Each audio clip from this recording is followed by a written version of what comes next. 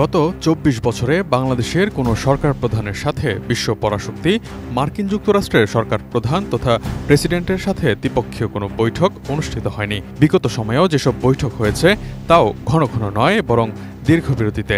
রাজনীতি, অর্থনীতি ও উন্নয়ন অংশীদার হিসেবে তাই যুক্তরাষ্ট্রের প্রেসিডেন্টের সাথে দ্বিপক্ষীয় বৈঠক করা এক প্রকার রাজনৈতিক ও কূটনৈতিক সফলতা হিসেবেই ধরা হয়। সম্প্রতি বাংলাদেশের অন্তর্বর্তীকালীন সরকারের প্রধান হিসেবে মার্কিন প্রেসিডেন্টের সাথে বিরল দ্বিপক্ষীয় বৈঠক করেছেন ডক্টর মোহাম্মদ ইউনূস। সেই আলোচনার নানা দিক নিয়ে পর্যালোচনার পাশাপাশি বিভিন্ন জনের আগ্রহের বিষয়বস্তু হয়েছে বিগত সরকার প্রধানদের সাথে হওয়া ইউএস প্রেসিডেন্টের বৈঠক। বলে রাখা ভালো, সরকার বা রাষ্ট্রপ্রধানদের দ্বিপক্ষীয় বৈঠক আর সৌজন্য সাক্ষাতের মধ্যে পার্থক্য রয়েছে। সাবেক রাষ্ট্রদূত হুমায়ুন কবির বলেছেন, যখন দুজন সরকার প্রধান আনুষ্ঠানিকভাবে বৈঠক করেন সেটিকে দ্বিপক্ষীয় বৈঠক হিসেবে বর্ণনা করা হয়। দ্বিপক্ষীয় বৈঠক হতে হলে সেটির একটি কাঠামো থাকে। দুই সরকার প্রধান ছাড়াও উভয় দেশের সংশ্লিষ্ট কর্মকর্তারা সেখানে উপস্থিত থাকেন। সেখানে কিছু আলোচ্য বিষয় নির্ধারণ করে বৈঠকটি অনুষ্ঠিত হয়।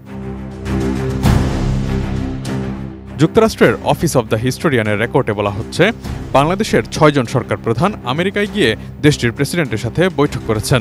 এই ৬ জনের মধ্যে জেনারেল এরশাদ ২ বার যুক্তরাষ্ট্রের প্রেসিডেন্টের সাথে বৈঠক করেছেন। এর বাইরে ২০০০ সালে যুক্তরাষ্ট্রের তৎকালীন প্রেসিডেন্ট বিল ক্লিন্টন বাংলাদেশ সফরে এসেছিলেন। মুজিব ফোর্ট বৈঠক। স্বাধীন বাংলাদেশে প্রথম যুক্তরাষ্ট্রের প্রেসিডেন্টের সাথে বৈঠক করেন তৎকালীন প্রধানমন্ত্রী শেখ মুজিবুর রহমান। ১৯৭৪ সালের ১ অক্টোবর হোয়াইট হাউসের ওভাল অফিসে যুক্তরাষ্ট্রের তৎকালীন প্রেসিডেন্ট জেরার্ড ফোর্ডের সাথে বৈঠকটি অনুষ্ঠিত হয়। সেই বৈঠকে বাংলাদেশ প্রতিনিধি দলে আরও ছিলেন তৎকালীন পররাষ্ট্রমন্ত্রী ডক্টর কামাল হোসেন এবং ওয়াশিংটনে বাংলাদেশের তৎকালীন রাষ্ট্রদূত হোসেইন আলী। প্রেসিডেন্ট ফোর্ড এবং প্রধানমন্ত্রী শেখ মুজিবুর রহমানের বৈঠকটি ছিল খুবই সংক্ষিপ্ত। সেই বৈঠকের অফিসিয়াল কথোপকথনের বিস্তারিত প্রকাশ করা হয়েছে জেরার্ড ফোর্ড প্রেসিডেন্সিয়াল লাইব্রেরিতে।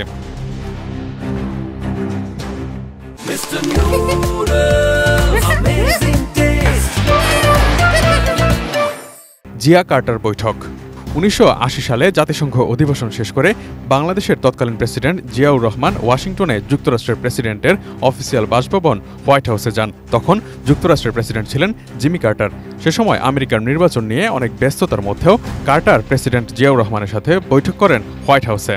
যুক্তরাষ্ট্রের ক্যালিফোর্নিয়া ইউনিভার্সিটির অন্তর্গত দ্য আমেরিকান প্রেসিডেন্সি প্রজেক্ট দেশটির প্রেসিডেন্টের শাসনামলের বিভিন্ন দলিলপত্র সংগ্রহ করে এবং সেগুলো তাদের ওয়েবসাইটে অবমুক্ত করে। প্রেসিডেন্ট জিয়াউর রহমান এবং জিমি কার্টারের মধ্যে আলোচ্য বিষয় ছিল বাংলাদেশের আমেরিকার সাহায্য নিয়ে। এর আগের বছর যুক্তরাষ্ট্র বাংলাদেশকে $৮৪ মিলিয়ন সাহায্য দিয়েছিল।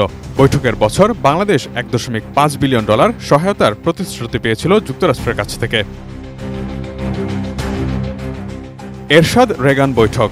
১৯৮৩ সালের অক্টোবর মাসে জেনারেল এরশাদ হোয়াইট হাউসের ওভাল অফিসে দেখা করেন যুক্তরাষ্ট্রের তৎকালীন প্রেসিডেন্ট রোনাল্ড রেগানের সাথে। সেই বৈঠকের পর রোনাল্ড রেগান ও জেনারেল এরশাদ একটি যৌথ সংবাদ সম্মেলন করেন। তখন রেগান বলেন, জেনারেল এরশাদ তার দেশের অর্থনৈতিক উন্নয়নের জন্য যেভাবে কাজ করছেন সেটি প্রশংসার দাবি রাখে। জেনারেল এরশাদ ব্যক্তিখাতের বিকাশে কাজ করছেন। এরশাদ বুশ বৈঠক।